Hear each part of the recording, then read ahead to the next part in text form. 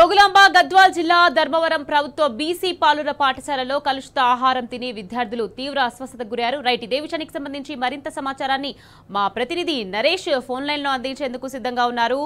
నరేష్, చెప్పండి. ఇక జోగులాంబ గద్వాల్ జిల్లాలో 55 మంది బీసీ బాలుర పిల్లలు కలుషిత ఆహారం తిని అస్వస్థతకు గురయ్యారు. ప్రస్తుతం వాళ్ళ పరిస్థితి ఎలా ఉంది నరేష్?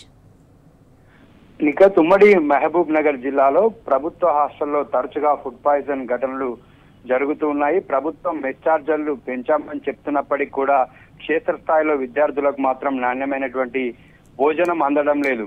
నిన్న సాయంత్రము జోగులాంబ గద్వాల జిల్లా ఎర్రవెల్లి మండలం ధర్మవరం గ్రామంలో బీసీ వెల్ఫేర్ హాస్టల్లో విద్యార్థులకు ఫుడ్ పాయిజన్ అయింది.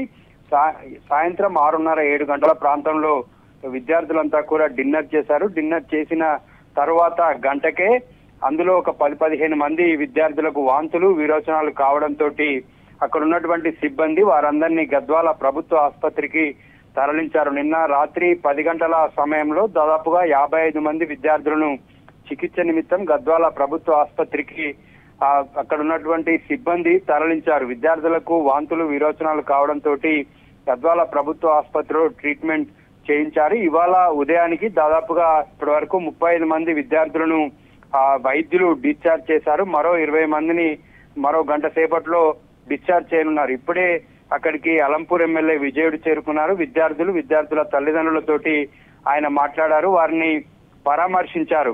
విద్యార్థులకు నాణ్యమైనటువంటి భోజనం అందించకపోవడం వల్లే ఈ ఘటన జరిగినట్లుగా తెలుస్తుంది.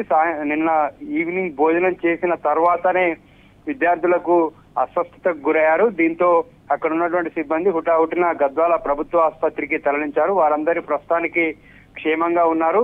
దాదాపుగా 35 మందిని ఇప్పటికే డిశ్చార్జ్ చేశారు.